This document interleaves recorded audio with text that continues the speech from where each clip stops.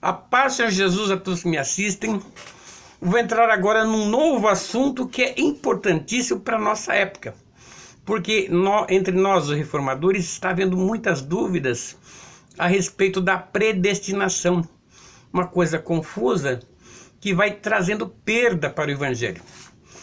Porque se uma pessoa está predestinada a ser salva e outra está predestinada a ir para a perdição, não existe mais vontade de se pregar o Evangelho, porque aquele que está salvo, está salvo antes da fundação do mundo, ele foi escolhido para ser salvo e nada tira a salvação dele.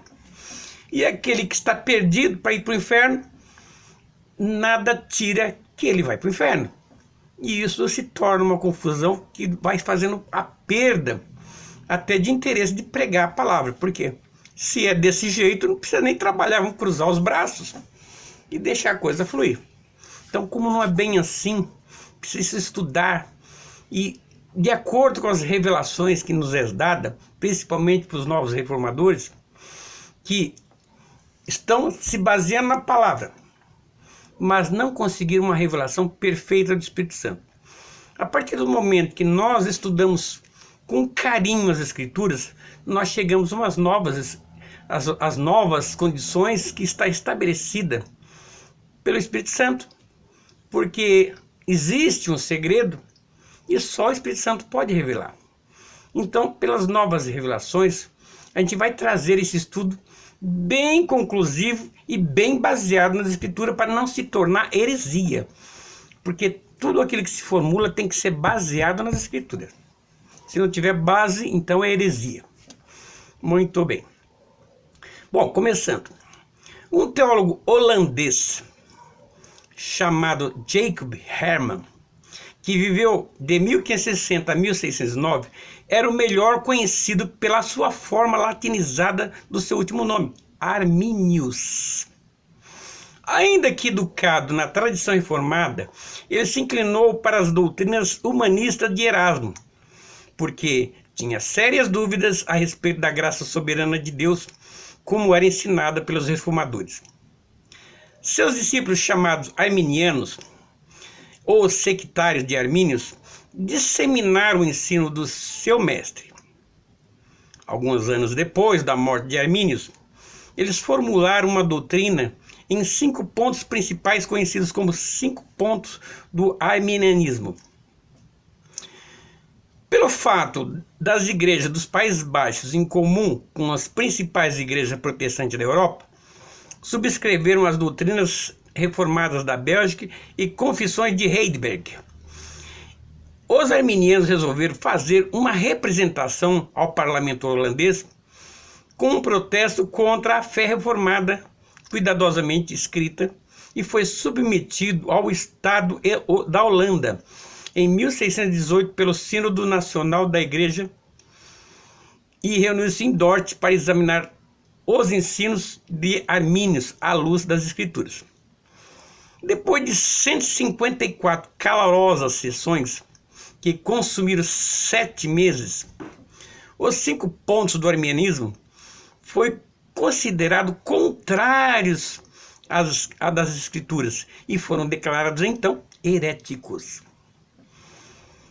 Ao mesmo tempo, os teólogos reafirmaram a sua posição sustentada pelos reformadores protestantes como consistente com as Escrituras. Então formularam aquilo que é hoje conhecido como 5 pontos do calvinismo, em honra do grande teólogo francês João Calvino. Ao longo dos anos, a estudada resposta do Sínodo de Dort às heresias arminianas tem sido representada na forma de um acróstico que, formulado pela palavra tulipe, se representa dessa maneira. Os 5 pontos calvinistas são estes. T, começando com a palavra T, de tulipe, total depravity, total depravação. Unconditional election, eleição incondicional. Limit Atormented, expiação limitada. Irresistible grace, graça irresistível. Perseverance of saints, perseverança dos santos. E esses foram 5 pontos que nós vamos examinar agora, em pormenores. Primeiro ponto, vontade livre. O primeiro ponto do arminianismo sustenta que o homem é dotado de vontade livre. Os reformadores reconhecem que o homem foi dotado de vontade livre, mas concordam com a tese de Lutero, defendida em sua obra chamada A Escravidão da Vontade, em que o homem não está livre da escravidão de Satanás. Arminius acreditava que, com a queda do homem, esta não foi total, ele sustentou que no homem restou bem suficiente, capaz de habilitá-lo a querer aceitar a salvação em Jesus Cristo. Ponto 2. Eleição condicional. Arminius ensinava também que a eleição estava baseada no pré-conhecimento de Deus em relação àquele que se deve crer. Em outras palavras, o ato de fé por parte do homem é a condição para ele ser eleito para a vida eterna. Uma vez que Deus previu que ele exercia livremente a sua vontade, em um ato de vontade positiva para com Cristo. Bom, ponto 3. Conquanto a convicção posterior de Arminius fosse a que Deus ama a todos, em que Cristo morreu por todos e que é Pai e não quer que ninguém se perca, ele e seus seguidores sustentam que a redenção usada como sinônimo da expiação é geral em todas as palavras. A morte de Cristo oferece a Deus base para salvar todos os homens. Contudo, cada homem deve exercer sua livre vontade para aceitar a Cristo. Ponto 4. O arminiano, em seguida, crê que uma vez que Deus quer que todos os homens sejam salvos, ele envia seu Santo Espírito para atrair os homens a Cristo. Contudo, desde que o homem goza da sua própria vontade, ele pode resistir à vontade de Deus em relação à sua própria vida. Esta ordem arminiana sustenta que primeiro o homem exerce sua própria vontade e depois nasce de novo.